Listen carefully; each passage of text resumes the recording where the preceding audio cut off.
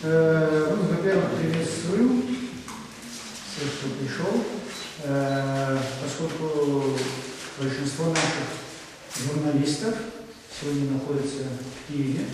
В эти дни, вчера, позавчера, там проходит какая-то встреча в рамках, совместно с грузинскими, в рамках инициативы Европейского Союза, я так понял. Вот. Но тем не менее, кто смог сегодня прийти сюда, мы хотели бы сказать о том, что сегодня состоялось внеочередное заседание Совета Священной Митрополии Абхазии. Внеочередное, потому что, как вы знаете, 4 дня тому назад, во вторник, сюда, в Новоафонский монастырь, нам принесли документ о запрещении нашего священного служения, да, и, соответственно, нужно было обсудить этот документ и принять ряд решений. Решали не богослужения, не таинств здесь, в Новом Афоне. Это мы делаем не потому, что мы приняли, согласились с текстом указа, а потому что мы после 15 мая действуем согласно нормам и правилам, принятым на церковном народном собрании.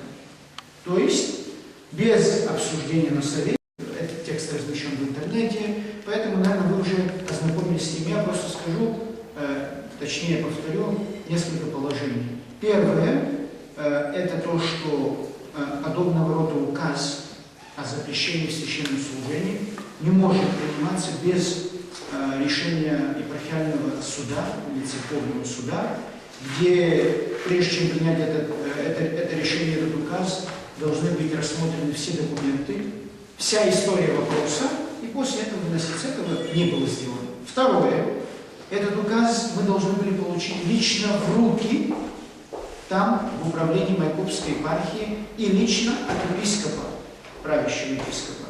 Это обязательное условие, потому что это не просто речь идет о запрещении священного служения. Мы же этот указ получаем через представителя правительства Республики Абхазия, а точнее, уполномоченного по делам религии при кабинете министров Республики Абхазия Реза Николаевича Кацина. Третье.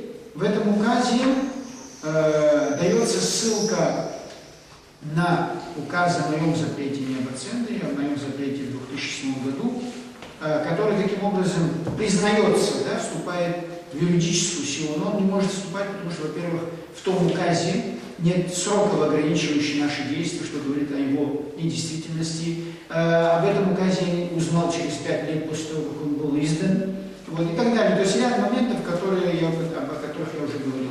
Таким образом, Совет Священной Митрополии Абхазии принял решение о том, что этот указ не действует для нас, и мы, священнослужители Священной Митрополии Абхазии, в данном случае я и иеромонах Андрей Пак, который сидит рядом со мной, мы с сегодняшнего дня вступаем и действуем как священнослужители, то есть совершаем в храмах Новоафонского монастыря богослужения, литургию, тем более у нас суббота-воскресенье большие праздники, день Пятидесятницы, воскресенье, и совершаем таинство крещения, другими словами, все то, что должен делать любой другой священнослужитель, мы это будем продолжать делать, потому что для нас указ недействителен по тем причинам, которые были названы мною выше. Дальше. Мы рассмотрели текст открытого письма к святейшему патриарху Московскому и всея Руси Кириллу, Священному Синоду Русской Православной Церкви, о выходе отца Дорофея и иеромонаха Андрея из лона Русской Православной Церкви. Однако, в ходе обсуждения этого вопроса, с учетом этого обсуждения, с учетом поправок, мнений, высказанных членами Совета, мы решили отложить это открытое письмо, в котором проговаривается о выходе из состава Русской Православной Церкви.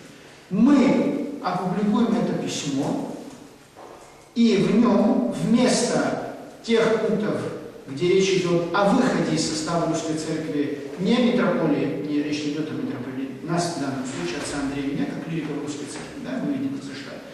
Мы вместе этих пунктов вносим пункт значит, о том, что мы не признаем указ Майкопской епархии и просим апелляции, то есть рассмотрения нашего вопроса на Священном Синоде Русской Православной Церкви.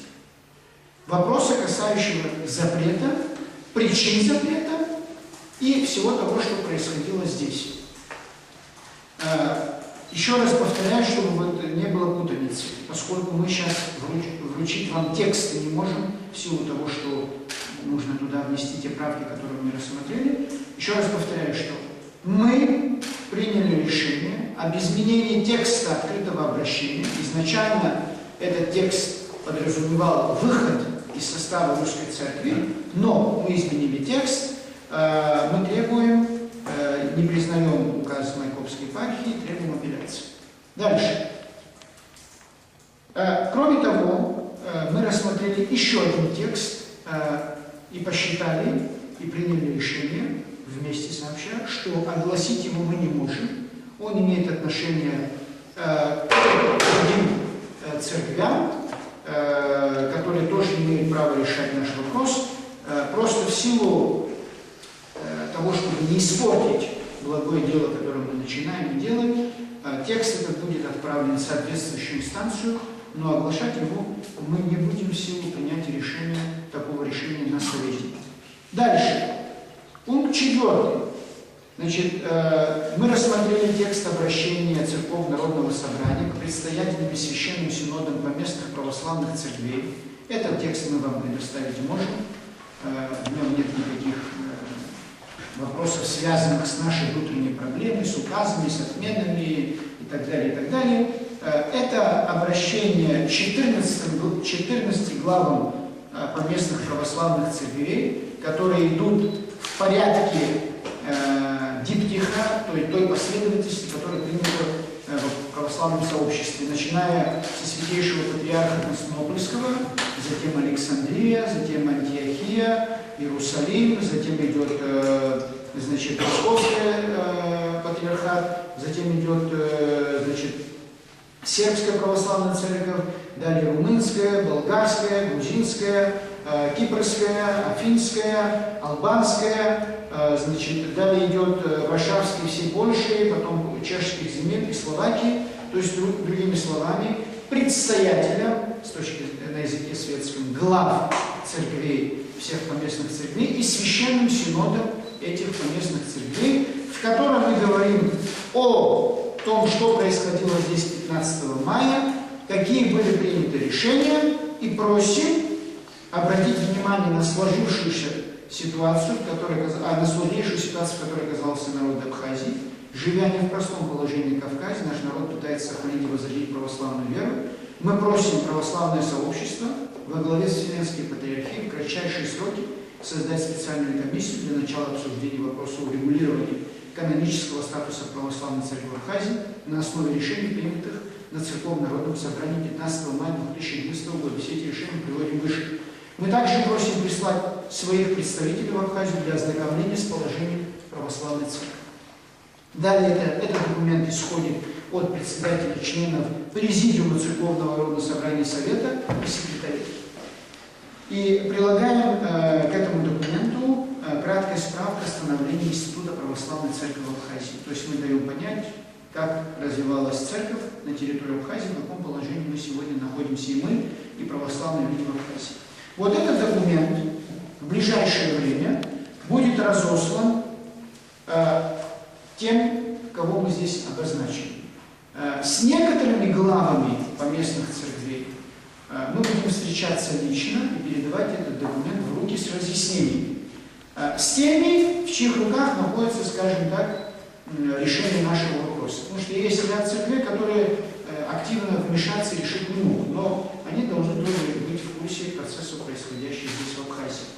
Как вы понимаете, эти встречи могли бы уже организоваться в ближайшее время, но в силу того, что нас все время отвлекают и больше сил забирают с теми событиями, которые происходят здесь, о которых я тоже скажу, то есть с событиями, связанными с отцом Виссарионом и с его сторонниками, и с этими запретами, указами и так далее, которых вы тоже слышали. Текст будет разослан на абхазском языке, в переводе на английский язык, всем церквям, это если русская церковь на абхазском, на русском, если это грекоговорящая церковь на абхазском, на греческом языке.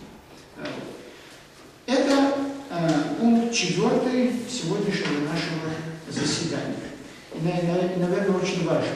Далее, мы также внесли, точнее, я как председатель совета, ознакомил членов совета с редакцией устава Священной Митрополии Абхазии. Этот устав мы рассмотрели в предшествующем совете, на заседании предшествующего совета. И мы дали юристам просмотреть этот текст, да, внести свои правки. Вот они нам все внесли правки. Об этом мы сегодня обговорили, обсудили. У нас никаких возражений у членов совета, точнее нет никаких возражений по поводу правок.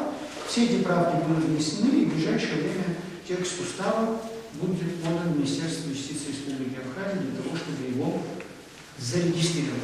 Далее был маленький вопрос, но я тоже думаю, что нужно тоже вам пояснить, сказать об этом, потому что это порядок работы нашей, серьезность нашей работы.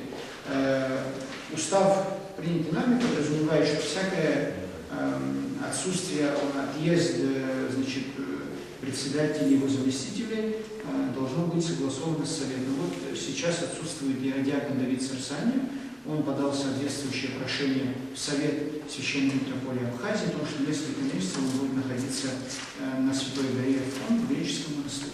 Совет это одобрил. То есть это о порядке дисциплины работы, которая, к сожалению, 18 лет у нас отсутствует. И, наконец, прежде чем предоставить, значит, да, как вы знаете, еще вот один момент, который внесли Денис Кирчалович Чичкарин, Станислав Васильевич Лакова, все-таки мы в ближайшее время разработаем обращение от лица Священной Митрополии Абхазии, в котором мы будем призывать наш народ в связи с предстоящими политическими дебатами, выборами и выборами президента в августе, о том, чтобы все-таки эти выборы и процесс выборов, да, процесс агитации, значит, и предвыборная кампания, как чаще ее называют, проходила в соответствии, в рамках демократии и демократических принципов, за которых наш народ пролил кровь и проголосовал. Но этот текст, мы просто сегодня приняли решение об этом обращении. Когда будет текст, мы, соответственно, вас с ним ознакомим.